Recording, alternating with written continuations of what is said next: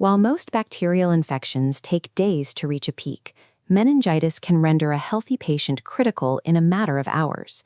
This anatomical diagram illustrates the target. The brain and spinal cord are wrapped in protective membranes called meninges. Between the arachnoid mater and the inner pia mater lies the subarachnoid space.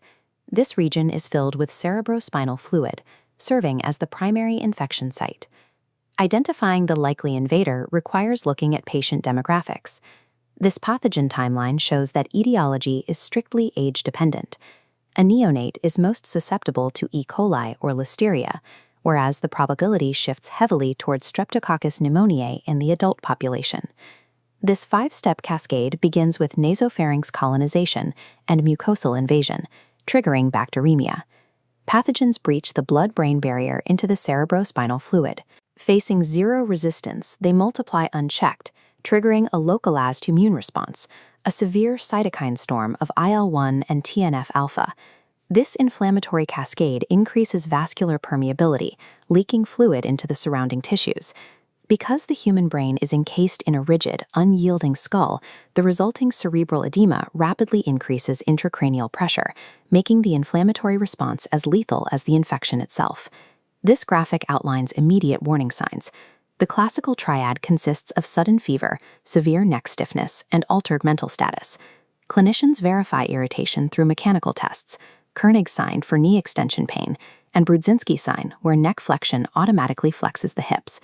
Once these triggers are confirmed, the medical team initiates the four-step master algorithm shown here: suspect, puncture, modify, and shield. Step 1 requires immediate pharmacological action. Delaying treatment for absolute diagnostic certainty is often fatal.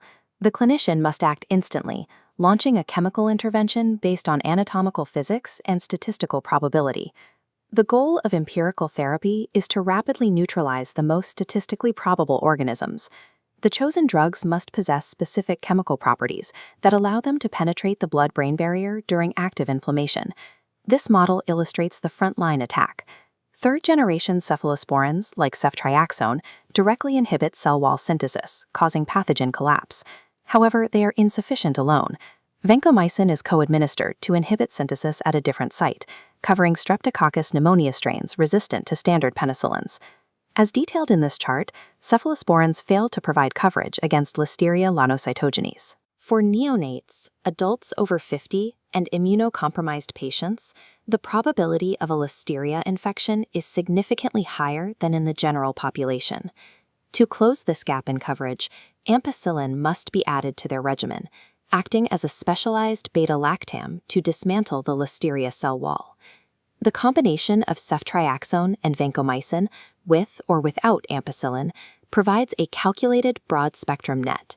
It halts neuronal death, while the laboratory identifies the exact invader. The team extracts a diagnostic sample.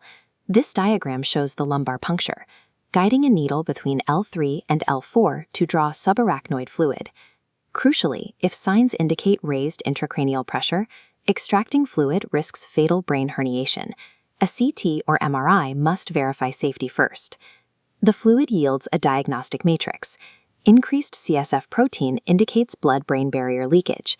A glucose ratio below 0.4 confirms bacterial presence as they consume glucose. Finally, massive neutrophil influx confirms bacterial infection, while elevated lymphocytes indicate viral or fungal pathogens. This chart outlines the timeline. A rapid gram stain offers initial visual pathogen identification within minutes.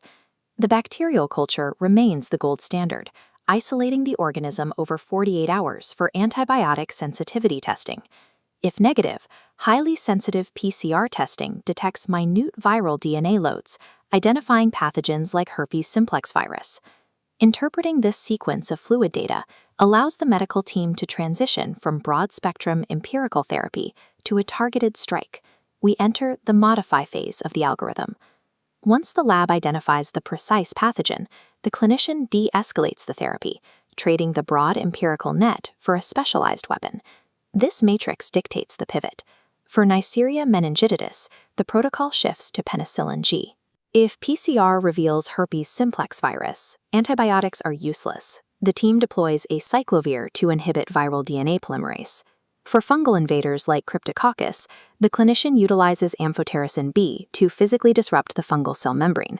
However, the rapid destruction of these invading pathogens, a process known clinically as lysis, immediately triggers a dangerous secondary inflammatory event. This diagram illustrates the consequence. Destroying bacteria floods the brain with endotoxins, supercharging the cytokine storm. To mitigate this, dexamethasone, a potent corticosteroid, is administered to suppress inflammation. Timing is non-negotiable. It must be given before or exactly with the first antibiotic dose. If given after lysis begins, it's significantly less effective. Neutralizing the invader requires a simultaneous effort to mitigate the host's own lethal inflammatory response.